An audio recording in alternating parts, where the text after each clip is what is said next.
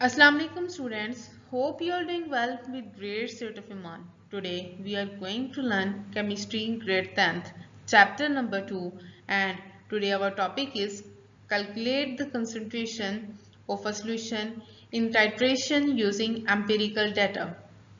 What is concentration? ये हम कल के previous lecture में पढ़ चुके हैं, ठीक है। नया word जो यहाँ पर add हुआ है dear students वो है जी titration. What is titration? Titration is basically a measurement technique. क्या होता है जी इस टेक्निक में किसी भी अननोन सॉल्यूशन की कंसंट्रेशन जो है वो फाइंड आउट की जाती है एक एक्सपेरिमेंट और डिफरेंट टाइप ऑफ कैलकुलेशंस को परफॉर्म करके, ठीक है। तो before starting our topic I want to tell you an interesting story about this topic. Imagine a scientist is working in a lab. He found a acid bottle with no label and he doesn't know about the concentration of this acid. उसने जो है वो उस acid के concentration को gas करने के बजाय उसने एक टेक्निक इस्तेमाल की, ठीक है। उसने क्या किया, किसी नॉन सॉल्यूशन को पकड़ा जिसकी उसे कंसंट्रेशन पता थी, ठीक है। उसने उस अननोन कंसंट्रेशन वाले सॉल्यूशन में उसको ड्रॉप बाय ड्रॉप ऐड करना स्टार्ट की दिया और उस वक्त तक ऐड किया जब तक एक केमिकल रिएक्शन जो है वो पूरा नहीं हो गया, ठीक है। उसके बाद जो है उसने उस पूरा जो यूज किया गया केमिकल, ठीक है, उसको मेजरमेंट को नोट किया, ठीक है, और कैलकुलेशंस परफॉर्म करने के बाद उसने अपने अननोन सॉल्यूशन की कंसंट्रेशन को फाइंड आउट कर लिया, ठीक है। और this clever technique is called titration and today our topic is about titration. हम किस तरह से जो है वो टाइट्रेशन टेक्निक को यूज करके अपनी कंसंट्रेशन जो है वो फाइंड आउट करेंगे, ठीक है। तो लेट्स सी. सबसे पहले जो है वो हम देखेंगे कि टाइट्रेशन है क्या. Basically titration is a technique used to determine the concentration of an unknown solution. Unknown solution की कंसंट्रेशन को फाइंड आउट करने के लिए जो टेक्निक यूज की जाती है basically this is called titration, ठीक है. A solution of non concentration is added. हम क्या करते हैं जी इस एक्सपेरिमेंट में कोई भी ऐसा सॉल्यूशन लेते हैं जिसकी हमें कंसंट्रेशन जो है वो पता है, ठीक है, और उस अननोन कंसंट्रेशन वाले सॉल्यूशन में उस वक्त तक ऐड करते हैं जब तक एंड पॉइंट जो है वो हमें ना मिल जाए, ठीक है। और इस कैलकुलेशन को परफॉर्म करने के लिए हमें तीन बेसिक चीज़ों की ज़रूरत होती है dear students, and the first one is a balanced chemical equation, ठीक है। रिएक्टेंट्स और प्रोडक्ट्स के दरमियान बैलेंस केमिकल इक्वेशन चाहिए होती है, ठीक है। और क्या चाहिए होता है जी, वॉल्यूम चाहिए होता है हमें दोनों सॉल्यूशंस का, नॉन कंसंट्रेशन वाले सॉल्यूशन का भी और अननॉन कंसंट्रेशन वाले सॉल्यूशन का भी जो है हमें वॉल्यूम चाहिए होता है, ठीक है। और कंसंट्रेशन जो है वो हमें पता होनी चाहिए दोनों में से एक सॉल्यूशन की, and that is called the non concentrated solution, ठीक है।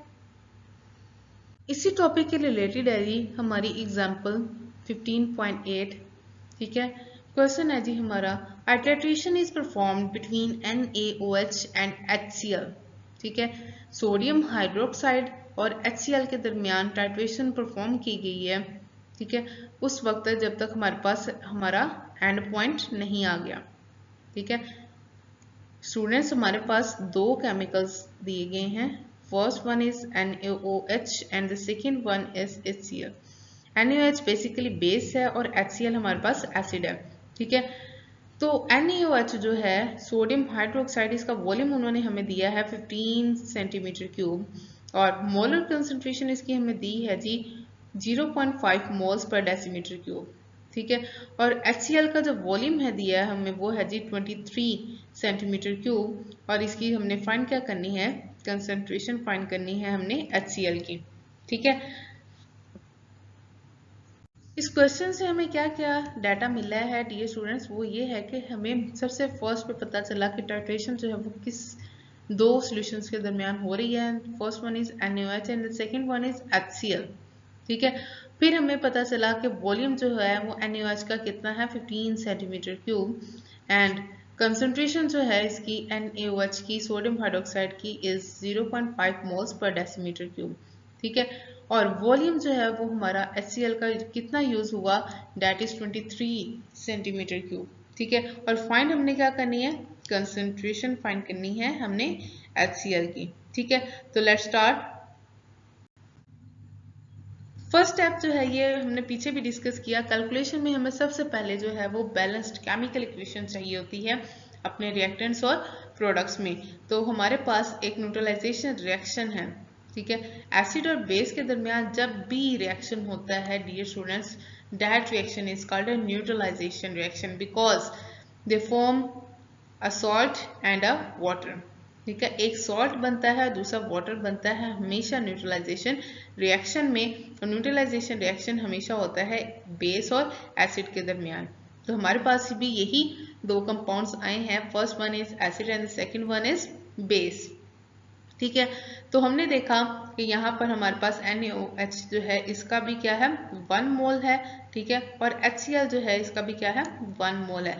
तो हमें इस इक्वेशन से पता चला कि 1 mole of NaOH react with 1 mole of HCl, ठीक है।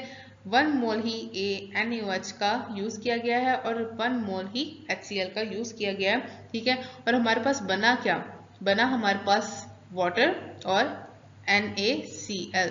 वाटर यहाँ से OH और H के मिलने से बन गया, ठीक है। वाटर बन गया और पीछे क्या बचा हमारे पास dear student, first one is Na and the second is Cl and they combine to form NaCl which we called sodium chloride, that is our common salt, ठीक है। सेकेंड स्टेप जो है वो हमें अपना वॉल्यूम चाहिए होता है दोनों सॉल्यूशंस का, ठीक है। वॉल्यूम चाहिए हमें, तो वॉल्यूम तो हमारा गिवन था स्टूडेंट्स, ऐसी है ना। लेकिन अगर गौर करें तो हमारा जो वॉल्यूम हमें गिवन है वो सेंटीमीटर क्यूब में है, लेकिन हमें अपनी कैलकुलेशंस को परफॉर्म करने के लिए वॉल्यूम जो है वो डेसीमीटर में चाहिए, ठीक है। तो हम क्या करेंगे, सेंटीमीटर से डेसीमीटर में कन्वर्ट करेंगे अपने वॉल्यूम को। तो हम इसको अपनी वैल्यू को जो है वो डिवाइड करेंगे 1000 से, तो हमारे पास आंसर आ जाएगा डेसीमीटर क्यूब में, ठीक है। इसी तरह HCl के केस में भी करेंगे, ठीक है। इसका वॉल्यूम भी हमारे पास सेंटीमीटर क्यूब में, इसको भी हम डेसीमीटर में चेंज करने के लिए 1000 से डिवाइड करेंगे, तो हमारे पास डेसीमीटर्स में आंसर आ जाएगा, ठीक है। नेक्स्ट है जी हमें नंबर ऑफ मोल्स चाहिए NaOH के, ठीक है, क्योंकि हमारी कंसंट्रेशन का यूनिट होता है मोल्स पर डेसीमीटर क्यूब, ठीक है। तो हमें NaOH जो है इसका नंबर ऑफ मोल्स चाहिए और HCl जो है उसके भी नंबर ऑफ मोल्स चाहिए।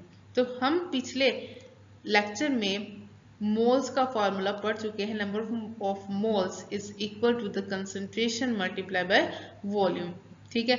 And the calculation is, concentration हमें पता है NaOH की क्या है 0.5 है and volume is also given and that is 0.015। जब इसको सॉल्व करेंगे तो आंसर हमें मिलेगा जी 0.0075 moles and therefore the number of moles of NaOH is 0.0075 moles.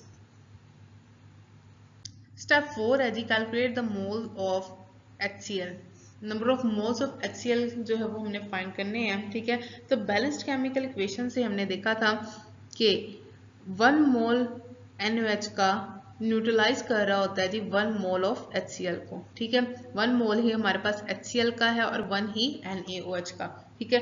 तो इस इक्वेशन से जो इंफॉर्मेशन हमें मिली उसके अकॉर्डिंग जो है वो हम कह सकते हैं mole of HCl is also equal to 0.0075 moles. Step 5 है जी हमारे पास students calculate the concentration of HCl। Finally हमारा फाइनल स्टेप आ गया इस क्वेश्चन का, जिसमें हमने HCl की कंसंट्रेशन को फाइंड आउट करना है। तो कंसंट्रेशन का जो फॉर्मूला था पिछले लेक्चर में भी हमने पढ़ा and that is concentration is equal to mole over volume, number of moles divided by volume. तो नंबर ऑफ मोल्स अभी हमने फाइंड किए HCl के एंड दैट इज 0.0075, ठीक है। और वॉल्यूम जो है वो हमने सेंटीमीटर से डेसीमीटर क्यूब में जो है वो चेंज किया एंड दैट इज 0.023। ठीक है, तो जब इसको हम सॉल्व आउट करेंगे तो डियर स्टूडेंट्स हमारे पास आंसर आएगा 0.326 मोल्स पर डेसीमीटर क्यूब, और हमारे पास यही हमारी कंसंट्रेशन है HCl की and that is 0.326 moles per decimetre cube. Last पे अब हमारे पास इंटरेस्टिंग इंफॉर्मेशन है जी। इंटरेस्टिंग इंफॉर्मेशन है स्टोइकियोमेट्री के बारे में कि क्यों ये अहम है। ठीक है, क्योंकि स्टूडेंट्स स्टोइकियोमेट्री जो है ये हेल्प करती है केमिस्ट को डिफरेंट अमाउंट्स को, सब्सटेंसेस की डिफरेंट अमाउंट्स को प्रिडिक्ट करने के लिए जो कि केमिकल रिएक्शंस में इन्वॉल्व होते हैं। ठीक है, और ये जो है वो हमें क्यों इम्पोर्टेंट होते हैं। ठीक है, क्योंकि हमें डिफरेंट प्रोसेसेस में, डिफरेंट इंडस्ट्रीज में जो है वो अपने डिफरेंट अमाउंट्स की वैल्यूज जो है वो पता होनी चाहिए होती हैं। ठीक है, जैसे कि केमिकल मैन्युफैक्चरिंग में हमें अमाउंट ऑफ सब्सटेंसेस जो है वो पता होने चाहिए, फार्मास्यूटिकल प्रोडक्शन, मेडिसिन वगैरह की प्रोडक्शन में, फूड प्रोसेसिंग इंडस्ट्रीज में एंड इन्वायरमेंटल एनालिसिस जो है इसमें भी जो है वो हमें अपने अमाउंट ऑफ सब्सटेंसेस जो है वो पता होने चाहिए and we can find it them through stoichiometry. ठीक है, hope you will understand everything, but if you don't understand anything you can ask me in the comment section. I'm available for you every time here. Okay जी, मिलते हैं next video में। अल्लाह हाफिज।